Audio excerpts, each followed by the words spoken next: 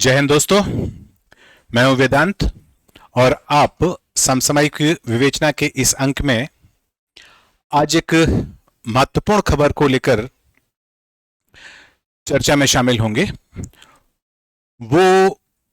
खबर जुड़ी है कनाडा में जो G7 का शिखर सम्मेलन हो रहा है, उससे जुड़ी हुई एक ऐसी बात है जिसमें कि मोदी और ट्रंप के बीच टेलीफोनिक टॉक हुई और उसके निहितार्थों के साथ साथ खास बात यह है इसमें कि जिस तरह का नैरेटिव एक सेट किया जा रहा था, खासतौर से चैनल्स पे, सोशल साइट्स के, जिसमें कहा जा रहा था कि जब ऑपरेशन सिंदूर चल रहा था उस टाइम मोदी ने ट्रंप के साथ मिलकर के और ट्रंप के आदेश के तहत एक प्रकार से सरेंडर किया था। आप लोगों को शायद ध्यान हो, राहुल गांधी जी का एक स्टेटमेंट काफी प्रचारित हुआ था जिसमें कहा गया था कि ट्रंप का फोन मोदी के पास आया और कहा उन्होंने, नरेंद्र सरेंडर। आज इसी पृष्ठभूमि में हम लोग बात करते हैं कि क्या इस प्रकार का जो नैरेटिव चलाया जा रहा था वो कितना सही था या फिर उससे जुड़े हुए जो कॉन्सिक्वेंसेस हैं वो किस तरह से नए भारत को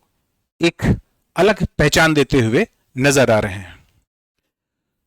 तो आइए शुरू करते हैं। यहां पर आपको ध्यान रखना है कि इस खबर का जो सोर्स है वो हमारे विदेश मंत्रालय के जो अधिकृत प्रवक्ता हैं ना, उन्होंने आज इस बात का खुलासा किया कि मोदी और ट्रंप के बीच G7 के शिखर सम्मेलन जो कनाडा में हो रहा है, वहां पर एक द्विपक्षीय वार्ता पहले से तय थी, लेकिन प्रेसिडेंट ट्रंप किसी विशेष कारण से इस शिखर सम्मेलन को बीच में ही छोड़ करके एक दिन के अंतराल में वापस वाशिंगटन चले गए। तो भारत के विदेश मंत्रालय का कहना है कि ट्रंप ने अनुरोध किया मोदी से फोन पर बात करने के लिए। उसका परिणाम यह हुआ कि दोनों ही लीडर्स लगभग 35 मिनट तक टेलीफोन पर आपसी बातचीत करते रहे और इस दौरान मोदी ने जिस तरह से ट्रंप को स्पष्टीकरण किया,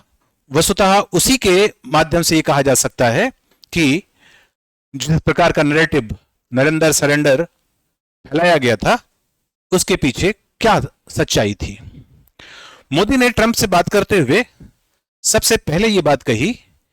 कि चूंकि हमारे बीच, यानी मोदी और ट्रंप के बीच, चूंकि हमारे बीच ऑपरेशन सिंदूर के दौरान से अभी तक कोई बात नहीं हुई, इसलिए मैं आपसे पहले ऑपरेशन सिंदूर को लेकर के जो घटनाएं हैं उनसे आपको अवगत कराना चाहता हूं। और इसके बाद उन्होंने जिस प्रकार से भारतीय सेना ने, भारतीय खासतौर से एयरफोर्स ने 9 आतंकी ठिकानों और 11 पाकिस्तानी एयरबेस को तबाह किया था,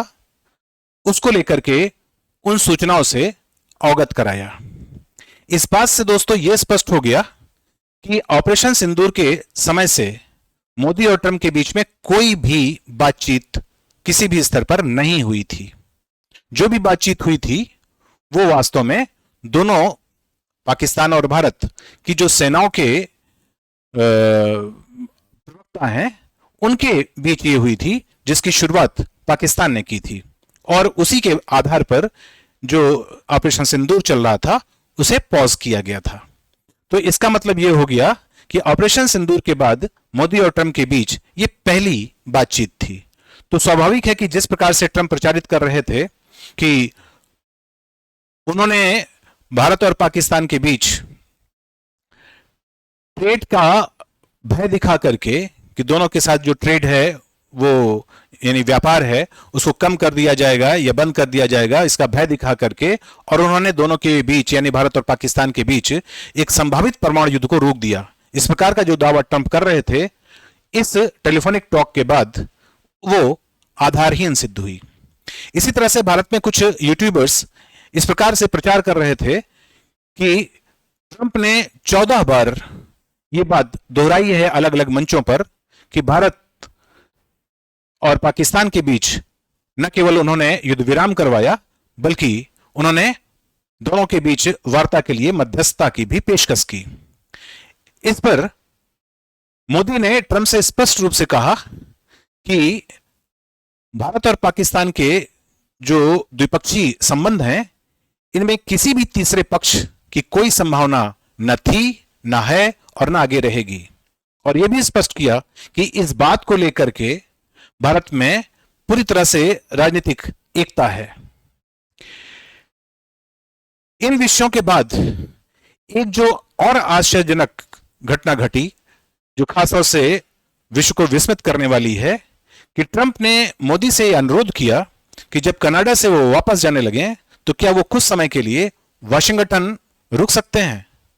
तो मोदी ने बड़े स्पष्ट शब्दों में बताया कि वो उनका जो पहले से पूर्व निर्धारित कार्यक्रम है कनाडा से क्रोएशिया जाने का, वो उसी कार्यक्रम को फॉलो करेंगे। यानी वो ट्रंप के बुलावे के बावजूद भी फिलहाल वाशिंगटन नहीं जाएंगे, वो सीधे क्रोएशिया जाएंगे और क्रोएशिया से वापस भारत आ जाएंगे। दोस्तों, ये एक अंतर्राष्ट्रीय राजनीतिक क्षेत्र में इसलिए विस्मित करने वाली घटना मानी जा रही है कि ट्रंप जैसे जो अमेरिकी प्रेसिडेंट के पद पर हैं, ऐसे शक्तिशाली व्यक्ति के द्वारा आह्वान करने के बाद, आमंत्रित करने के बाद भी प्रधानमंत्री मोदी ने उसे बहुत ही पोलाइटली, है ना, उनके निमंत्रण को ठुकरा दिया और क्रोएशिया को उन्होंने प्राथमिकता दी, जो कि उनका कार्यक्रम पहले से तय था। स्वाभाविक है कि क्रोएशिया, जो कि नाटो का भी एक मेंबर है और यूरोप में एक महत्वपूर्ण स्थान रखता है, भले ही वो एक छोटा सा देश है, लेकिन निश्चित ही मोदी के इस व्यवहार से जो अंतर्राष्ट्रीय जगत में छोटे बड़े का भेद होता है ना, वो साफ साफ पता चल रहा है कि मोदी ने अपनी इस वक्तव्य के माध्यम से एक प्रकार से अपनी उदारता और समानता, समान व्यवहार करने की जो क्षमता है, सामर्थ्य है, उसको उन्होंने रेखांकित किया। इसी सिलसिले में एक और महत्वपूर्ण बात ध्यान रखने की है, और वो ये है कि ट्रंप ने मोदी को अंतर्राष्ट्रीय विषयों पर जिन जिन बातों पर उन्होंने आपस में विचार विनिमय किया, उनमें दोनों ही नेता आपसी सहमति जताते रहे, जिसमें खास तौर से अंतर्राष्ट्रीय सुरक्षा और आतंकवाद का मुद्दा था। यहां पर दोस्तों यह भी एक गौर करने की बात है कि मोदी ने ट्रंप को जो क्वाड का सम्मेलन होने वाला है उसके लिए उन्होंने भारत आमंत्रित किया, और इस आमंत्रण को ट्रंप ने बड़ी सहजता से स्वीकार कर लिया। तो निश्चय ही दोनों ही नेताओं की अगली मुलाकात कम से कम क्वाड शिखर सम्मेलन में निश्चित रूप से संभावित है। इसके पहले अगर किसी प्रकार की कोई भूमिका बनती है तो वह एक अलग बात हो जाएगी। तो इस तरह से न केवल अंतर्राष्ट्रीय जगत में बल्कि अमेरिका को भी यह सीधा संदेश दिया जा चुका है कि एक तो ट्रंप और मोदी के बीच में किसी प्रकार की बात ऑपरेशन सिंदूर के दौरान या उसके बाद नहीं हुई थी, यह पहली बार बात हुई। इसलिए नरेंद्र सरेंडर जैसी कोई बात या इस बात को लेकर के ट्रंप ने किसी प्रकार का आदेश निर्देश भारत को दिया हो, यह बिल्कुल ही आधारहीन सिद्ध हुआ। दूसरी महत्वपूर्ण बात कि अमेरिकी प्रेसिडेंट जैसे एक दुनिया के सबसे शक्तिशाली पद पर आसीन नेता के द्वारा निमंत्रित करने के बाद भी मोदी ने अपने शेड्यूल से किसी प्रकार का भी समझौता नहीं किया, और फाइनली कि ट्रंप ने मोदी के उस निमंत्रण को सहजता से स्वीकार किया जो उन्होंने क्वाड सम्मेलन के लिए भारत में आमंत्रित किया था। तो निश्चय ही ये सारी बातें इस बात को रेखांकित करती हैं कि जो नया भारत है वो अब बड़ी शक्तियों के साथ भी आंख मिला करके बात करता है। यहां दोस्तों एक बात और ध्यान रखने की है कि G7 के इस शिखर सम्मेलन में ट्रंप के वापस जाने के बाद भले ही अतिथि के रूप में, लेकिन वहां पर जो मोदी का दर्जा है वो ऑलमोस्ट सर्व प्रमुख हो चुका था। क्योंकि अगर हम आर्थिक दृष्टिकोण से देखें तो जो भी सदस्य देश वहां पर बचे, जैसे कि Britain, France, Italy, Germany, Japan, Canada, उनमें भारत की अर्थव्यवस्था निश्चय ही सबसे बड़ी अर्थव्यवस्था है। इसी प्रकार से सैन्य दृष्टिकोण से अगर देखा जाए तो सैन्य दृष्टि से भी भारत उन सदस्य देशों के बीच सबसे प्रमुख था। तो निश्चय ही वहां पर मोदी ने अपनी बात को दो टूक ढंग से रखा और वहां पर भी उन्होंने स्पष्ट किया कि जो आतंकवाद को प्रश्रय देने वाले देश हैं उनके साथ दोहरा रवैया नहीं चल सकता है। क्योंकि जब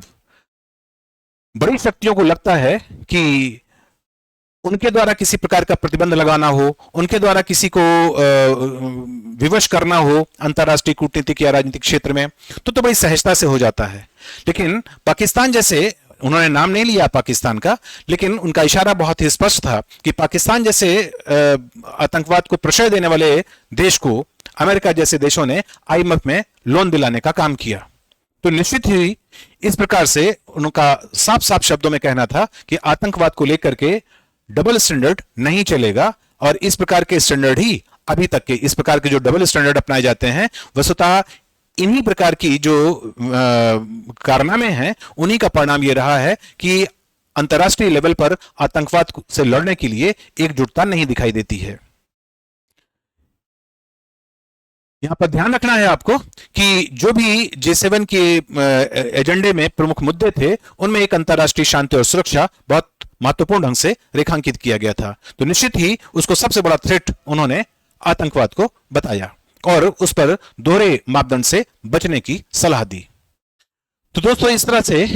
मोदी ने ट्रंप से न केवल फोन पर खरी खरी बातें की, बल्कि भारत के स्टैंडर्ड को, भारत के जो कह सकते हैं कि उसके स्टैंड को उन्होंने बहुत स्पष्ट ढंग से रखा और भारत के विपक्षी दलों और ट्रंप के द्वारा जो दावे किए जा रहे थे मध्यस्थता करने के या फिर दोनों के बीच युद्ध विराम कराने के, भारत और पाकिस्तान के बीच युद्ध विराम कराने के, इन सब चीजों को एक प्रकार से उन्होंने आधारहीन सिद्ध कर दिया। तो देर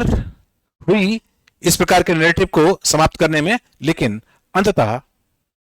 दुरुस्त रूप से यह काम को किया गया। तो देर आयद दुरुस्त आयद। तो आज दोस्तों यहीं तक, कल हम लोग फिर किसी नए मुद्दे के साथ विवेचना में हाजिर होंगे। तब तक के लिए आज्ञा दीजिए। जय हिंद।